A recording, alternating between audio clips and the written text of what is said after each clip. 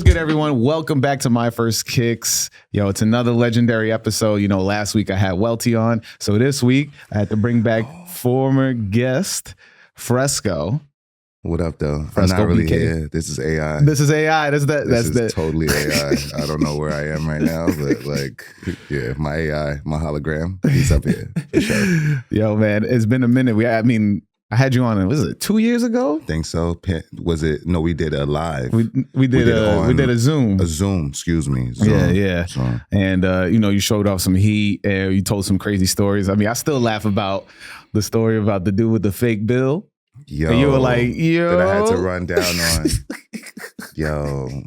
We live in a weird time. But if you try to give me fake money, I'm running down on you. There's no debate. I'm from Brooklyn. And then since then, we hung out and you made me wipe. I ended up having to wipe my phone. Wow. Because you gave me way too many shots. Yo, I tell you, man. If you see me outside or my hologram, I do kind of like to provide my people with a good time. Yes, this is true. So I've been blessed in certain spaces to, have access to certain things. So my man needed some shots. So we took some shots. Maybe we went a little bit overboard. But bro, it was crazy. And then, but since then, you're free agent, right? You free agent Free now? agency, no longer with the brand that people used to know me to be with. Mm-hmm. And only thing I could say to that is I wish them what they deserve. That's not yay or nay, not good or bad, but I wish them what they deserve. I had some good times there. Yeah. Good. Met some amazing people, did some great things. And now I'm doing my own thing. Exactly. You started that channel. I joined that channel. I don't pay for sneakers. Sneakers pay me. You was close. I was close. I don't work for sneakers. I don't work for sneakers. Sneakers work for me. There we go. My bad. Because that's the other channel. Yo, to be honest, for a long time I didn't pay for sneakers. But I was just having this conversation yesterday. When you have certain people in positions in certain spaces, when those people leave, the relationships are never the same with the newer person in that position. Right.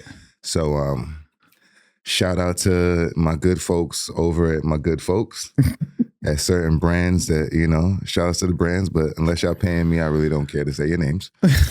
But it's all love. It's certainly all love. But seed product to the right people. Yo, look, you brought this up at the perfect time. I think that I wanted to bring this up on this new podcast I'm starting with my boy Mikey from the Camp Out. And but seeding has been a topic as of late. It's interesting to me that people are getting sneakers and still are upset that they're getting sneakers. And then you have other people who are have nothing to do with the other cross sections of getting sneakers and they're getting sneakers, right? And then you have people that just make content to only get sneakers.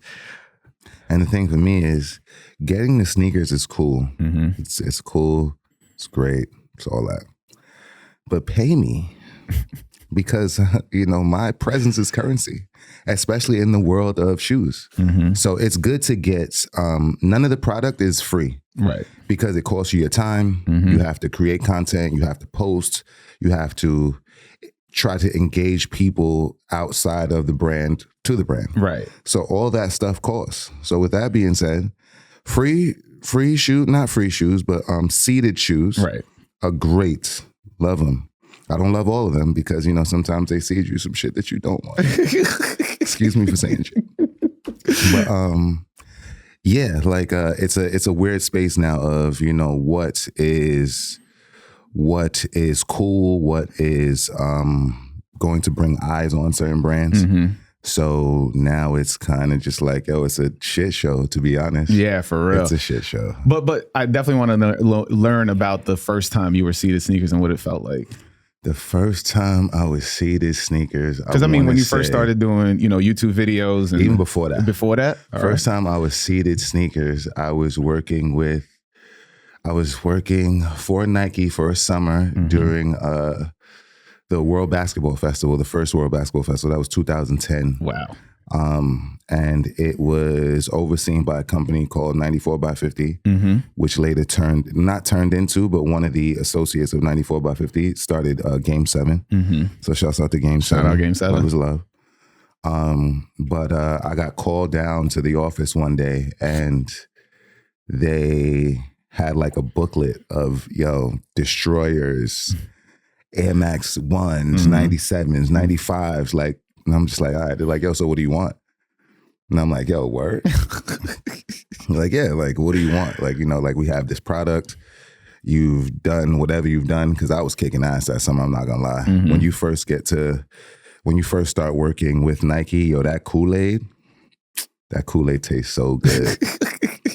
That Kool-Aid tastes so good until it doesn't. Yeah. But it's what you make out of it. So right. I think the first shoe I ever got seated, it didn't even fit me. It was a gold Air Max 97. Woo!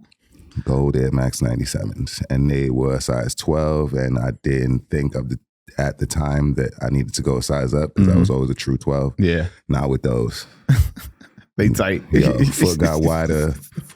Yeah, that just was not working for me. So if you Air Max 97 lovers, if you have a wide foot, go up a half a size or a full size. Like, it's totally fine. But that was the first shoe. That's a classic shoe. I've never owned any 97s. I feel that. I do like 97s. I do like obscure 97s, or like I do like the silver bullets, gold. But I also like the Riccardo Tisci. Yeah. But that's like a high top. It's a very obscure shoe. I like the Undefeated. I also Undefeated's green and orange colorway, man. Undefeated's a fire. Like, I like all of them. I like green, orange. I like white, red, and green, black, red, and green. Yeah, I like all of them. I need a cold wall to make one with like the aged joint will go crazy, yo. Like the Air Max Plus. I have both. I have the white and the black. Didn't get the blue. Samuel Ross, I did a video about you, man. I'm very compelled by your work. Just so you know, I am a fan. I'm a fan as well. Learning that the aging process when it was posted after the shoe was sold out everywhere did make me very salty that I didn't buy them. Pantina, I think that's what it's called. Pantina.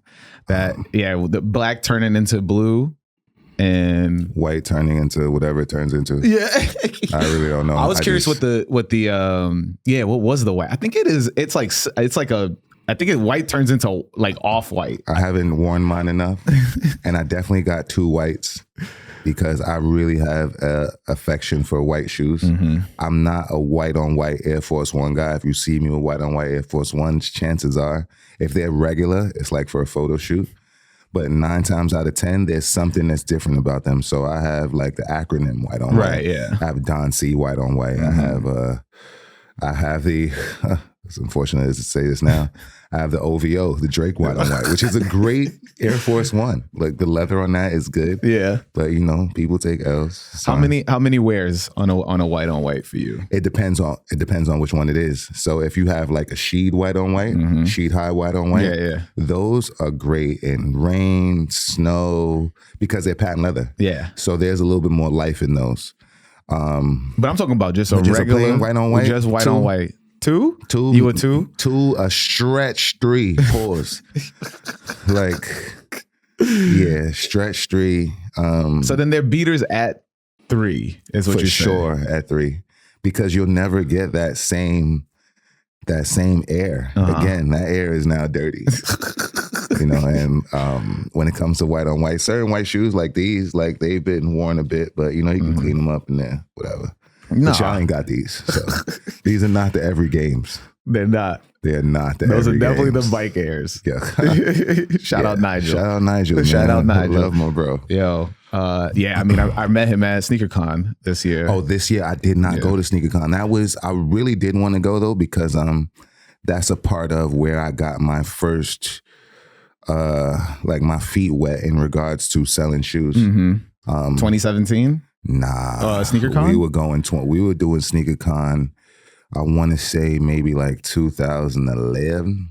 12. Was it that during the Dunk Exchange era? Dunk Exchange was a little bit before that. Okay. Because I used to go to Dunk Exchange and then I went to Sneaker Pimps. Definitely Sneaker Pimps. Sneaker Pimps had the performances. Sneaker Pimps had Pusha T one year, had Ghostface one year. That Ghostface one was crazy. Yeah, bro. like they Sneaker Pimps used to put on, but there was no one was buying sneakers. No one even really went there for sneakers. You had on your sneakers already, and then you went for like the vibe and the performances. Yeah. But yeah, Sneaker Pimps, Dunk Exchange. Dunk Exchange, we used to, shout out to Sammy the Jew. Shout out to Sammy the Jew. Sammy's legend when it comes to sneakers. Yeah. But one time before SneakerCon, before Dunk Exchange, we went to his crib. He lived in LES at the time. And he had all this Supreme stuff that he just didn't want. So like at the end of the night, we still had a decent amount of it left. And he pulled up on us and we just threw it into the crowd. 5 panels, crazy tees, mad tees. Not really any. This box is circa logos. what? Like this might have been 2009. Okay, I'm trying to think. It might have been like 2009, year. Maybe 8. That's not like Kate Moss, right? Nah, that's pre-K Moss. Okay. That's I wouldn't throw that one out. Like that, like it was just like the basics that we had, but even still, it was just unheard of at the time. But you always have to have something. Whenever you're doing one of those trade shows as a seller, you always have to have something that separates you as a seller. Yes. So if you have the opportunity to give away something, or we used to even do buy one, get one free. And our get one free was Varsity Red Sixes. Facts, because they used to be $100 at Foot Locker. Crazy. So yeah, like there's certain ways you have to have something that entices your consumer. I don't think they have that at all now. So I went to SneakerCon and I understand it's gonna be a sea of resellers trying to get off the shit that's not moving. So I pulled a sea of resellers trying to get off is crazy. Yeah, pause. You're my man though. Like, I wasn't thinking, my bad. And so I'm walking through and I pick up a pair of Band-Aids. I love the Band-Aids SBs. There was one time I copped a pair online off of nsb.org. Bro sent it to me in a USPS box. I forever hate this. I pull it out of the box. Smelled exactly like a Marlboro was just lit up in the room, bro. So I messaged homeboy back and I'm like, yo, these smell like cigarettes, bro. Cigarettes. Yeah. So I've always wanted that shoe back because I Febreze them and put them on eBay immediately. So I gotta ask you a question. Is that the one shoe that you wish you could get back? If it's not, what's the one shoe that you sold that you wish you could get back? Actually, that is not the one shoe I wish I could get back. The one shoe I wish I could get back is the Syracuse Be True to Your School. I remember having to pay a fucking Nextel bill and being like, I gotta let go of the shoe. And I remember I copped it at Dunk Exchange for like $75, right? And then I'm like, damn, I'm really about to lose my service and it's about to be a wrap for me. I had to put them on eBay and I sold it to this dude who was a NYU teacher. He was a professor at NYU and he copped it off of me for like $150. And then now when I look at the prices, impossible to find now. Impossible to find. Anything from that pink box Be True to Your School like era is gone. Like I'm so mad I'm not able to like get any of them. I've only got one left and like I gave it to my nephew and then like he ain't really want them. So the UNLV. Oh, I love those, yo. I have 2 pairs. I got the Kentuckys and the Iowas. Suede? Okay. Yeah, Suedes are the originals. Suedes are the originals. And who doesn't love a pink box? I'm normally a Saratoga guy. But, my bad. Nah, it's all good. Saratoga is a limited edition. They don't really have it everywhere. Mountain Valley is nice. Mountain Valley if y'all want to do some work. But, I am a blue bottle.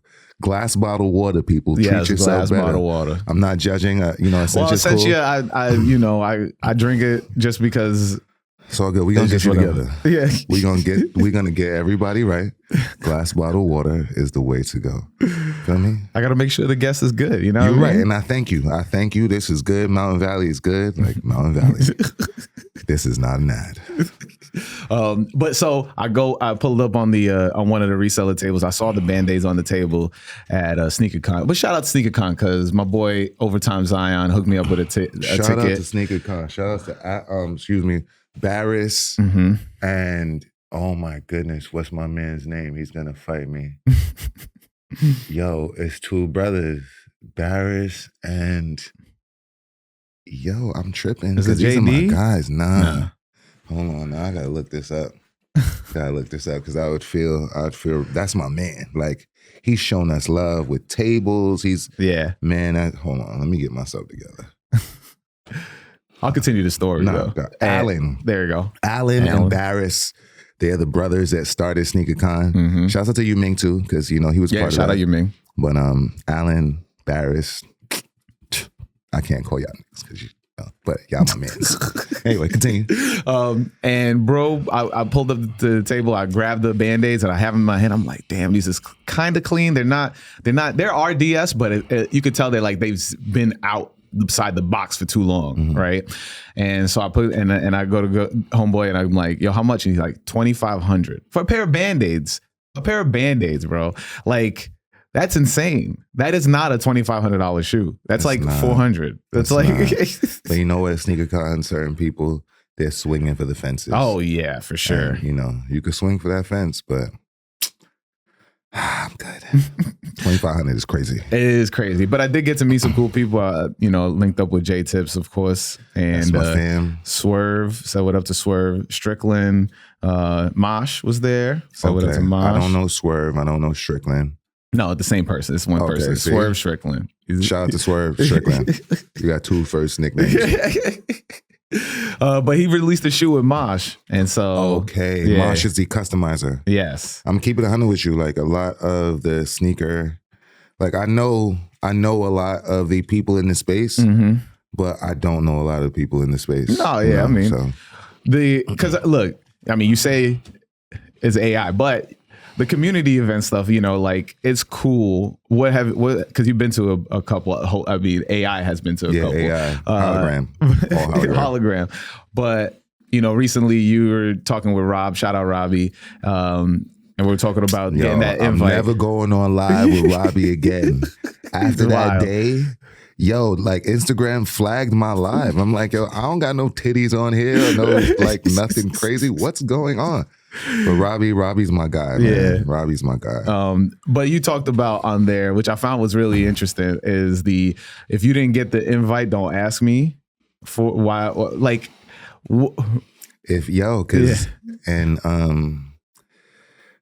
reserve the right to be selective, or anybody reserves the right to be selective. So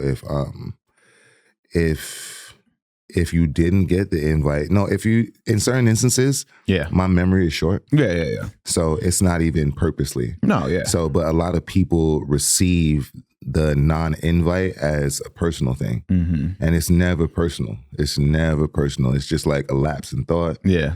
All that. But at the same time, there are some people who did not get invited.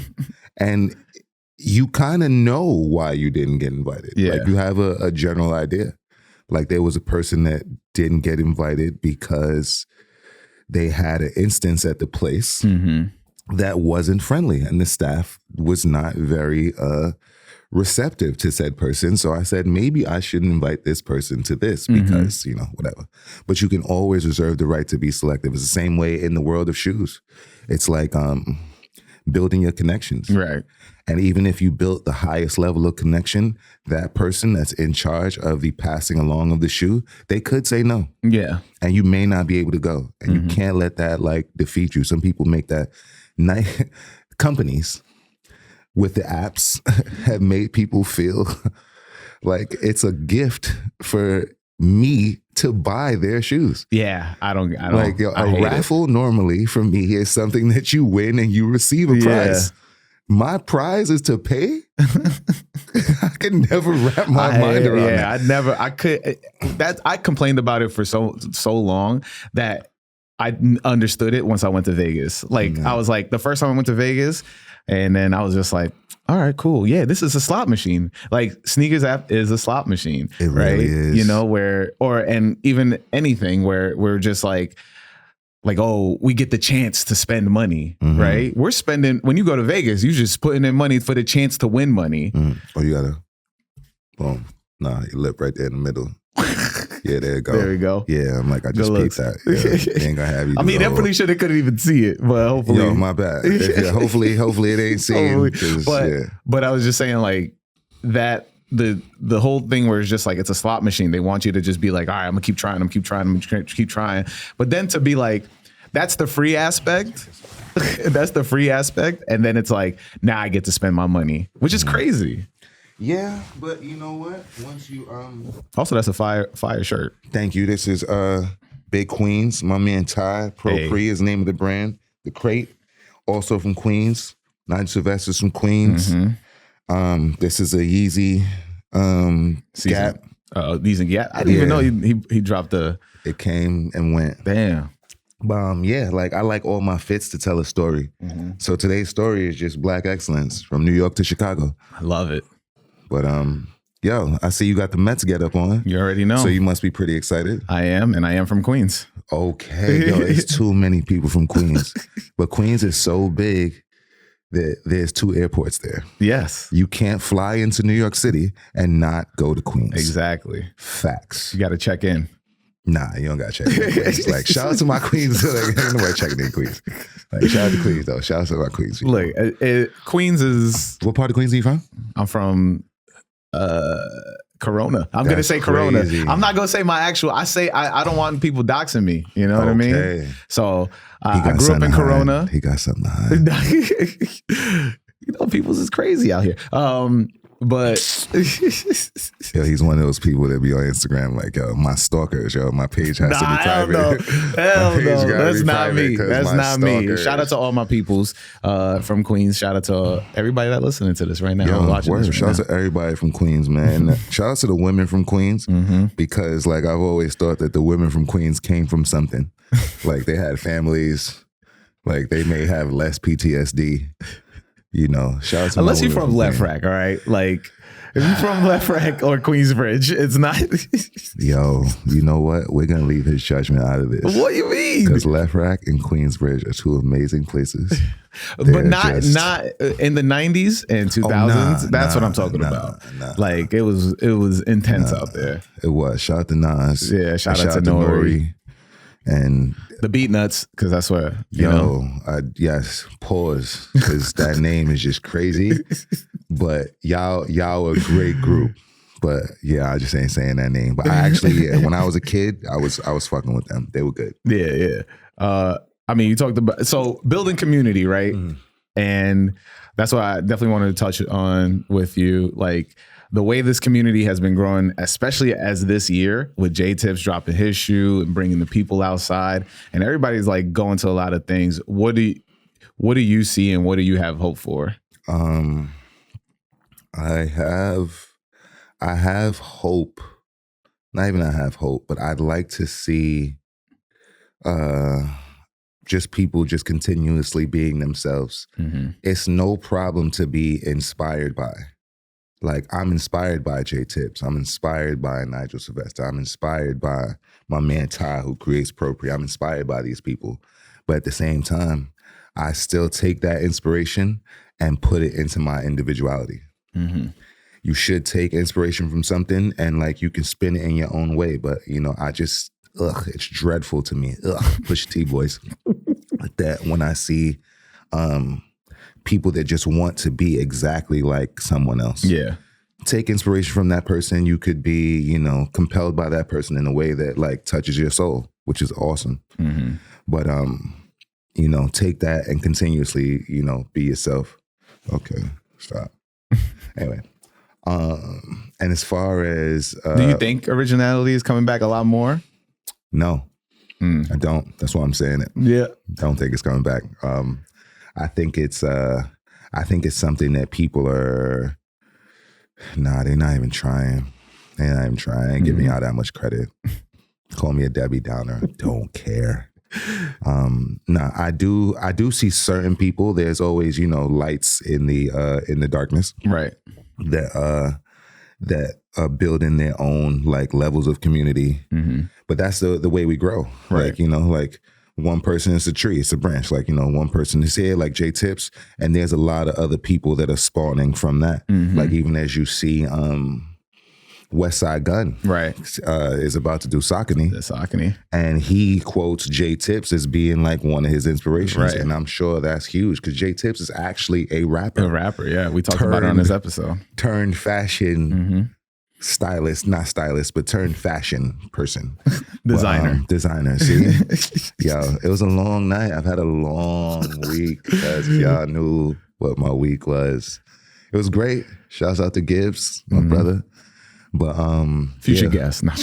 Yo, he could be. Because if he was here, if he was in town today, I could have gotten him to pull up here. Well, future guest is definitely SmokeDZA. Future guest definitely SmokeDZA, fucking skunt. Uh-huh. That's my brother. That's my brother. So y'all don't talk to him like that. If you hear me say something about someone in the capacity that is like rude banter, these are my people.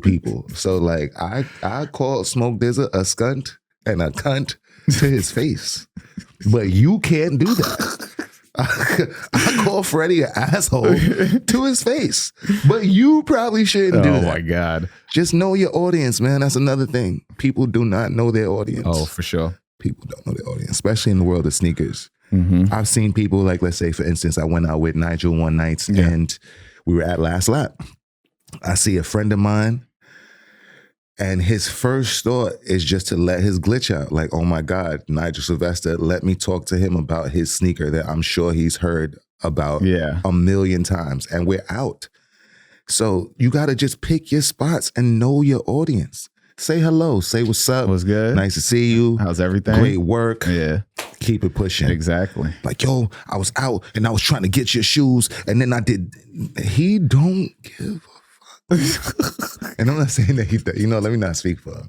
But I would assume if we're out and about, if we're out drinking, if I met somebody at Last Lap after 3 shots, did I really meet you?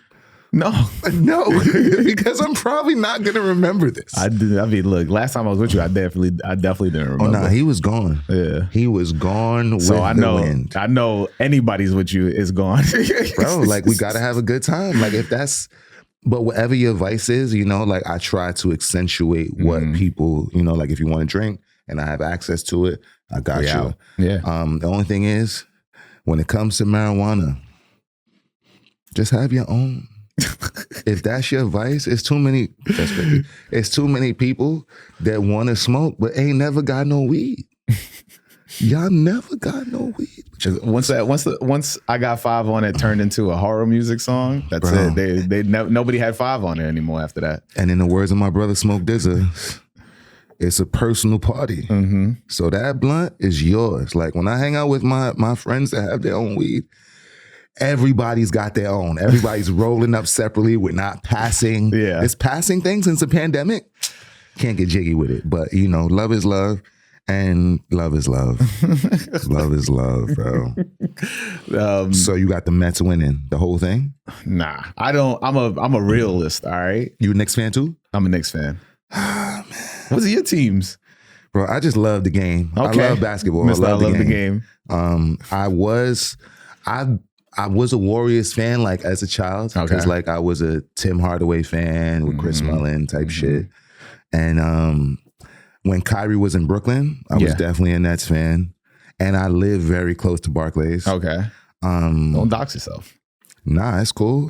Don't run down on me. Like if you feel like that's what you want to do, yo, just make a better decision. I don't practice violence, man. I'm not here for that. I'm already big and black. So it's projected that I'm possibly a violent person. My boy asked me to do security at his event today. I'm like, yeah, because I'm big and black, right? Because you've never seen me do security. But it's okay. It's all right. It's okay. But, well, look, Golden State, I remember being a big fan of Jason Richardson, though. So, like, he was nice. He was very nice. He really, and Baron Davis. Baron Davis is, and also that jersey. That jersey was crazy. Fire with the Warriors, even when they stunk, their fan base was still lit. Yeah. Like they still had like a huge following. But then, Steph Curry came in and changed that.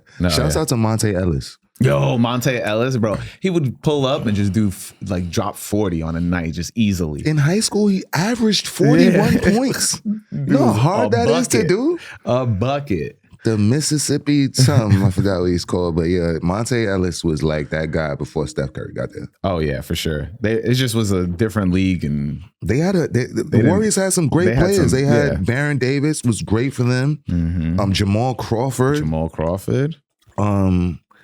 See, I'm not like, I know Steven Jackson was a solid basketball player, but I just wasn't a fan of his actual game. Mm-hmm. Like I respect his game, but just like it wasn't like aesthetically, like I didn't, like the way the game looked. But he was efficient and he was definitely a Warrior. Matt Barnes. Mm-hmm. They had a couple people. I was a Warriors fan, but Chris Mullin was from Brooklyn. So like that's when I was a kid. So, that man had the crazy hair. He went to Savarian, went to St. John's, but and then he played for the Warriors and then played for the Pacers. Yeah, which is why I feel like he's mostly known for his time at the Pacers. I guess. By the time he got to the Pacers, he was a shell of himself. He was, but they still were, he was playing with Reggie Miller. Yes, so they were like suspected to win. They used to bust the Knicks' ass. I hated it. I hated it. Nah. So did you cop any when you was growing up? Because I never asked you this, but did you cop any of the players' shoes? Since that was your team? I think I had a pair of Air Raids. Yeah, I had a pair of Air Raids. Mm-hmm. Those were like the Tim Hardaway shoe with the strap. Air Raids are always fire. The Spike Lee joints are always crazy. Air Raids, they've had some good ones over the years. They need to bring those back. But when they do bring them back, it's not like people are running out to get them. No, they're not. So whenever we talk about these things, just bring it back, yo. With some crazy straps, yo. Word. Whenever they do these shoes that, have had an effect on us, right? When they re-release them, 9 times out of 10 now, it's just in the store. It's true. A lot of these shoes that we swore by is like, it's just not the same. Like, what's your thoughts on the Wu-Tang Dunk then? Yo, I'm pretty sure you have in hand. You have them in the crib, right? Wu-Tang. Shouts out to Wu-Tang. I love fucking Wu-Tang. I do not have Wu-Tang Dunks. That would be a lie. I could tell you guys lies because, people get in front of these microphones and lie horrifically. And you know what? I'm not going to call anybody out that I've seen tell bold-faced lies on this very platform. But love is love. I think that... now when you're running out of sauce and you're trying to like pour water into the sauce to stretch it, I think that's what's happening now. You think that's what's happening? I think that's what opening the vault means? If you are based on innovation, that is the name of the game within a lot of these companies' frameworks is innovation. Right. Innovation is forward movement. So if you have to dip into your old innovation tank, you're dipping into the old sauce because there's not much new sauce left. True. So, you have to figure out ways to stretch the product. Yeah. So with that now, you'll see the Off-White Jordan 1 series coming back out next year. It hasn't even been 10 years. That's crazy. You'll see. So that's actually happening. Because I've only seen it's happening. I saw that on Sneaker News, didn't I? So Sneaker News is fairly accurate. True. Wu-Tang, you got Undefeated Force probably coming back. PlayStations are confirmed. And these are shoes that were like unicorns. Mm-hmm. So now that the unicorn is just a pony with a cone exactly, on its head. I don't have no pony. That's just a horse. And they don't even got like real horse hair. It's like a weave. Yeah. Like a horse with a weave is crazy because people use horse hair. But anyhow, so it's like, you're trying to find ways to just reinvigorate the brand. Mm-hmm. I'm not mad at it because some of these shoes I would actually like to have just, for I'm myself. not mad at it at all either. But at the same time, I do want to know what forward movement looks like. I do want to see some more innovation. Like as much as I love dunks, as much as I love Air Force Ones and Air Max Ones. I'm an Air Max One guy for sure. I almost wore my Air Max One. Yeah, I have the friends and family. Yeah, it's a humble stunt. Me. It matched with my outfit, but like I figured, like, you know, I was getting on a bike today, so I'm a bike Eric. The Pattas, I did love the re-release or whatever, the retro of those. But then like a lot of that, you're going to see a lot of these obscure shoes that we always wanted come back out. And then the thing is, because the generation in time doesn't necessarily care about nostalgia. I know, yeah.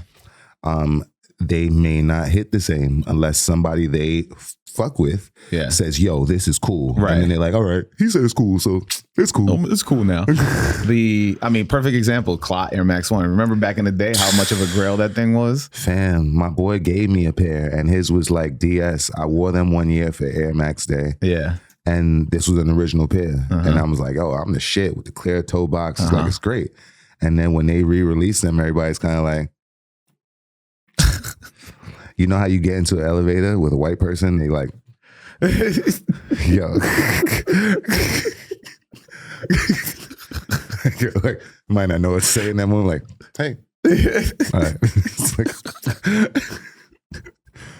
oh, man. I'm just chatting, yo. I'm just chatting. Nah, that's what we had to do. But because like we talk about sneaker culture as a whole. I mean, you know, we've seen a lot of it manifest. Like the current state of it is a shell of it, where I think that brands are trying to play into that card of like, let's make culture again. Let's make culture again. You can't make culture. Yeah. Culture creates itself. Right. The culture that was created within the reason why we fell in love with this world in the first place. It was just something that captured you. It wasn't something that anybody was purposely trying to build. Right. When you purposely try to build culture, that's what you're going to get. It has to be, like my man Larry June say, don't panic. It's organic. Yeah, for sure. If it's not organic, I'm good on the beyond and impossible. I'm good on the beyond and impossible. Shout out Larry June, man. Shouts out to Larry, man. Days, good job, man. Larry. Shouts out to Larry, man. I'm a rapidy rap loving ass nigga. Yeah, you hang out with rappers. Yeah, like, but it's not even on purpose. Like, I'm not like that kind of just happened. But Larry, I'm a fan of Larry. He's like, he's himself. Oh yeah, all the time. I tell this to people all the time when they're like, yo, like, you know, how do you know whoever you know?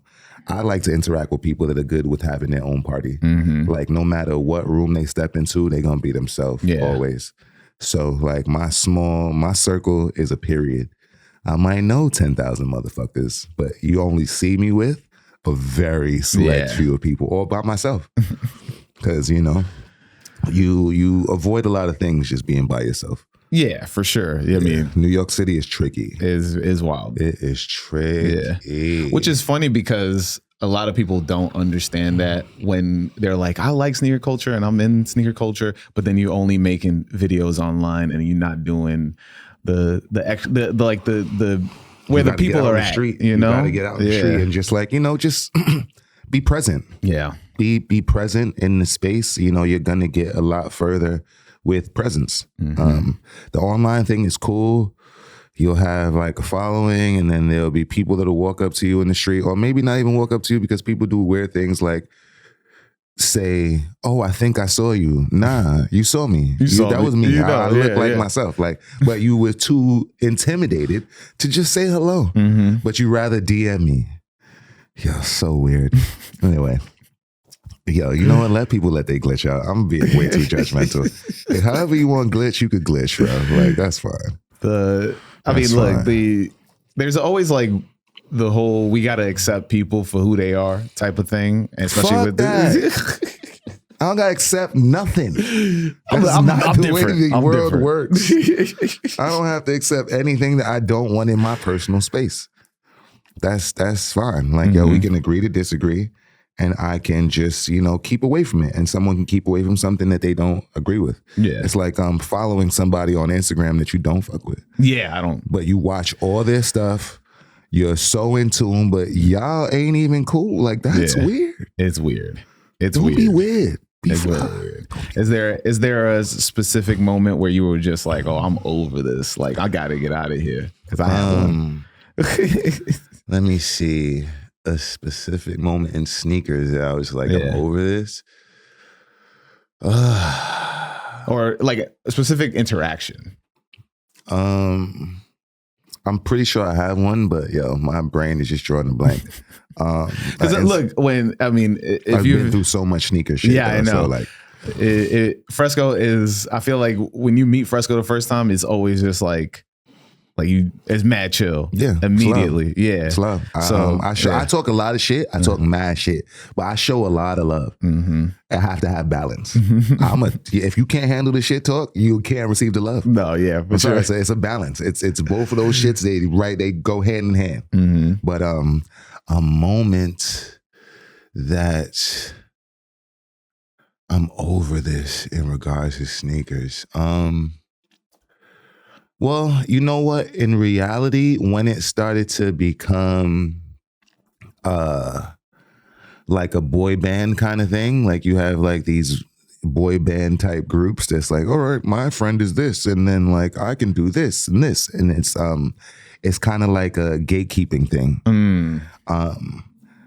When for me, it's just always been shoes. Like it's just shoes. I really like love shoes, and I'm not looking for the shoe that is the most clout identifiable. I'm looking for what works for me. Right, exactly. And when I started to see more and more of people doing what works for others versus what works for them, that kind of turned me off a little bit. And working in the space that I worked in, I got to interact with a lot of people that would come in and say, yo, let me get the shoes that Kim K had on. Or let me get the shoe. Jeez. What's the hottest shoe right now? That's the one that I need. Yeah. Like, what do you want? Like, what do you like? What do you like? So and especially when you're in a store that has every single shoe that's like from years come out, and you're like, no, I want the one that I saw on TV. And it's just like, you have so much space and opportunity to be an individual. When it comes to sneakers, there's a lot of opportunity to express individuality. But, it's easy to follow. And we live in a insta time where, like, you want to follow what is the norm for you, per se. Yeah. And thinking is overrated now. I guess, thinking's overrated. That individuality is like, I feel like I called it out a couple times on here where it's like gone by the wayside in terms of just like, let me put some thought into what I'm going to rock today, what I'm going to cop, So I don't know. What do you think? How do we get that back in the community? Because like, for example, you've influenced me when you do your videos. And that's why I started doing my What's in Rotation videos. I don't know if you've seen them as of late. No, I've seen. Yeah. I've seen. And so like, I saw the way and I was like, oh, I can do it like this. And I was like, I just put on something fly. And then I just talk about the sneakers I wear and what I'm listening to. I love music. I love kicks. That's the two I wanted to mix together on these clips. And I was just like, this is me giving. But that's how it's supposed to be. Like you found something within something that you thought was good enough that you could spin into your own space, being inspired by and putting your individuality into the inspiration. So that is what I love to see. Like, of course I care if people watch my content and I don't over promote it. I don't walk up to people like, hey, I do Yo, sound like me. Please do not let within your first 20 words of meeting me be, so what do you do? There's so much other things we could discuss. Like, just show me who you are first before I get to what you do, because your job doesn't necessarily make you. I know that this world is transactional. We live in a capitalistic society. A lot of things are transactional. Marriage is transactional. However y'all want to take that, y'all take that. But business is business. Yes. Anyway. I lost my train of thought. Just talk about bringing individuality back in the community. I'm not going to lie. I didn't do drugs before I got here. but I definitely had a piece of shroom chocolate. Oh my God. And now it's starting to hit? Oh no, it's been there. You know, it's been there. I live in transparency, which is why I'm a hologram. But I say all that to say, can I borrow $5? Yeah. Nah, but yeah, like so. There's how do I see that coming back? Yeah. I don't know, because I want to have hope. I want to have hope in what the future holds. But at the same time, pause. I want to have hope in what the future holds, but I also know what I see. And I have a nephew that's 21. Right, yeah. And he's got his own like fashion line. Shouts out to Gray Area NYC. He hoops, so he's in various realms of the world. Yeah. And he can't stand the way that people are in society and his generation is coming up. So I want to have hope for them because they're bright. They're brilliant. They retain information quickly. Like, yo, they have so many great qualities. Yeah. But as far as like them being fully tapped in with their own individual self and creating communities and going forward, I just don't know. I'd love to see it. I'm not saying it's impossible, but no, yeah. I think a lot of kids are now. Remember back in the day we had indoor kids that just stay indoor and then they just play video games, watch their anime, blah, blah, blah. I think a lot of the majority of people are now the indoor kids. And so you got the people that are outside, but we're always seeing the same people, you know? It's the people that want to be outside. So how do we influence people to start coming outside? You know, I recently did a comedy show and I talked to KO about it and like trying to get people out and trying to build community, but it's like the incentive. What's the incentive to be like, yo, I got to be at this thing? Transactional. Yeah. You have to have something within your space and framework that you're pushing forward that is different from the norm, which is going to get people outside. So it just takes more thought and more visibility because you're not going to change the world just sitting inside. Like, you know what? Nah, you're not going to change the world just sitting inside. Let me not chat no shit. But there are some people that are afraid of what the outside world is. So they live in their shell and they hold on to themselves in that space. And there's other people that are just very introverted, but they're super into what is the culture of whatever it is that they're into, whether it be sneakers, fashion, etc. But getting those people to be in tune with the community, I don't know. It's got to be something that's social driven because a lot of those people, they just live in the social space. That's their world. Right. Yeah. And unfortunately, when it comes to sneakers are like a tangible thing. It's something you have to feel, step in, experience. Yeah. So if you're not like doing that, then you're just going to be stuck inside that framework of like looking on the outside of what you love as a community, but you're afraid to interact with it. Right. It's like, I see people now that it just looks like the pandemic has changed everything. Oh yeah, for sure. Between fucking people walking around with poo shiesties for like it's no nothing, reason. for nothing, yo, just walking around. It was summer. It's hot. Y'all got on full tech suits with the hood on and a ski mask. For what? You don't got no ops. You're not going to catch a lick. You ain't doing nothing. You're probably late to your Zoom class. Like, you're not doing anything. But then that makes a lot of those people feel in power because someone else is looking at them in fear. Feared. Yeah, feared. So, you know, like it's weird. It's weird. The pandemic has changed New York City drastically. Sure. Oh my God, New York City nightlife. I don't even want to get into that. Oh, I do, but I don't. I do, but I don't. I want to say this. The last time you've been to Soho House like that, or oh no, last time I went the last house I went to was Ludlow House. Okay, and that shit was lit. This was maybe 2 weeks ago. They had a all white party, and it was like glow sticks and everybody sweating like fucking crazy and white. Then they had chicks on a stripper pole. Yeah, it was ridiculous in there, but it was lit. It was lit.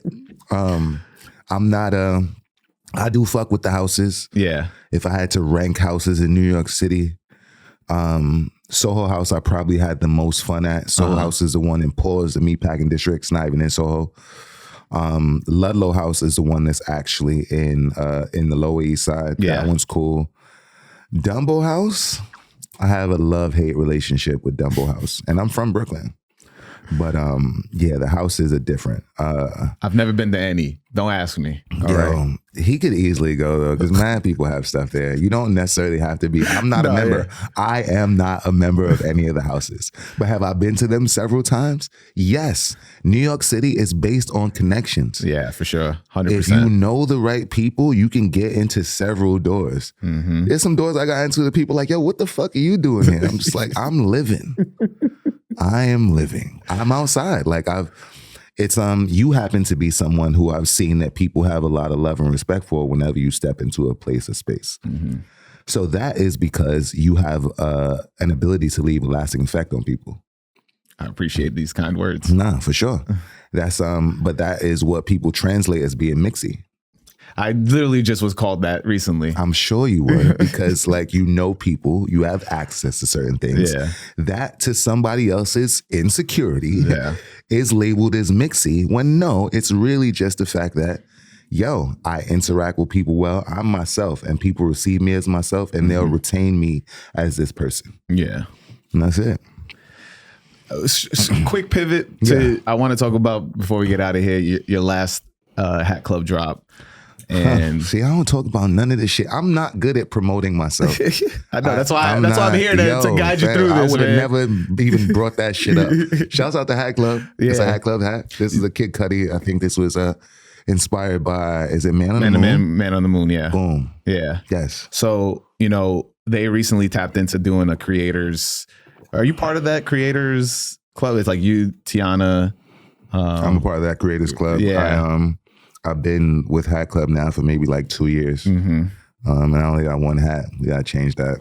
Yeah, facts. We gotta change that. But I'm never really, I know that, you know, I was late today. Of course, I'm always late. But everything happens at the right time. Yes. So yeah, the Hat Club drop, that was June 22nd. Mm-hmm. It was called 7 p.m. in New York City. Yes, sir. I know Mello and Mero. Mello and Mero. Yeah. Shouts out to the Broogie boys. Brugal. Yes, sir. They have 7 p.m. in Brooklyn. Mm-hmm. Now, this was created way before that podcast even came out, but the production just was after. But the idea of 7 p.m. in New York City for me is based around duality. Mm-hmm. Between a balance between the light and the dark. So if it's 7 p.m. in June, it's like daylight. Yeah. 7 p.m. right now is dark. Dark, yeah. So there's, and especially in regards to New York City, that duality and balance between light and dark. And then I wanted to make a hat that was universal. So the Dodgers are Brooklyn and LA. Right. And then the colorway on the hat, which I put that together way after, because, you know, I'm in the ocean with this. Mm-hmm. It's the same color as a globe. Blue is sky. Green is earth. And then the gray underbrim on it is supposed to represent like the concrete. That's crazy. That's fire. So I wanted something that I love storytelling. Yeah. If I'm going to design something, I want to have like a decent story to it. Just like the way I put together my outfits. Like everything is a story. I do love storytelling. I mean, yeah, you know, a lot of your videos is always based around that. And they come with a story. And, you know, I feel like currently is a lost art. Like this podcast is my version of storytelling. Mm-hmm. And, you know, shout out to I Am Set Free. He always does a ton of storytelling. And Set Free is like cool. Like I don't know him very well, but he knows a lot of my people, and just knowing what he's been a part of, I gotta give him his respect. Facts. I gotta give him his respect for sure. You that hat, when you posted that video, I was like, this is sick. I only wear Mets hats, so I can't. I feel you. Nah, a lot of people told me like, yo, I don't wear this. A lot of my friends don't even wear fitteds. Yeah. I get it. Hat was fire. Hat is gone. It's long gone. Oh my God, I'm joking. But I've realized that I have a crazy affection for Mets hats. I didn't realize that I've got maybe like 75 Mets fitted. Damn, fire. Yo, like a lot. I have a lot. I love the Mets logo. I am not a Mets fan. I'm just a little bit more of a Yankee fan. Yeah. But I'm not a Mets fan. It's not like the Giants. The Knicks. Shouts out to Kerry. Kerry, you my dog. I got mad love for you. But the Nets, I can't even raise this middle finger for them. So I'm not a New York, like I'm from New York, got to root for a New York team. But in regards to baseball, hockey, I'm a Rangers fan. Right, same. And shouts out to, I had a one-up on the game for a few years, but New Era just got back the NHL licensing. So I had all these, I love NHL logos. I think that, fun fact, my next hat, if I can do, will be an NHL logo. That's going to be sick. Like, I have to. Now that I see that they're back, got to. The NHL archives for logos. Yeah. Stupid. It's fire. Look, the logo is the biggest part of the jersey. So all the jerseys always have to be fire. The Detroit Red Wings love that logo. The St. Louis Blues love that logo. The New York Rangers. Chicago Blackhawks, one of my favorites. The Maple Leafs. Yes, Maple Leafs. Yeah. Winnipeg Jets. Winnipeg Jets. The Ottawa Senators. Yes. There's so many. The LA Kings. The old Kings logo, love that logo. Clean. Love that logo. So I can't wait to see what people do with the NHL logos and New Era, because I know it's gonna be a nice little rollout. Before we definitely get out of here, I definitely I want you to, I guess, what is your biggest advice for storytellers? Because as it dies out, and a lot of the content that we see online is very, quick, flashy and stuff like that. Us people that are spending a lot of time doing longer form content, trying to tell stories and not be as concise. Want people to stick around. What's your advice for us?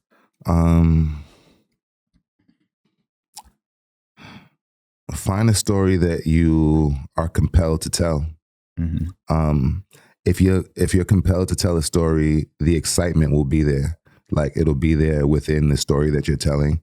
And you're not going to grab everybody, but you're going to grab some people that understand the what you're trying to present and push it forward. But you also just have to be willing to do it.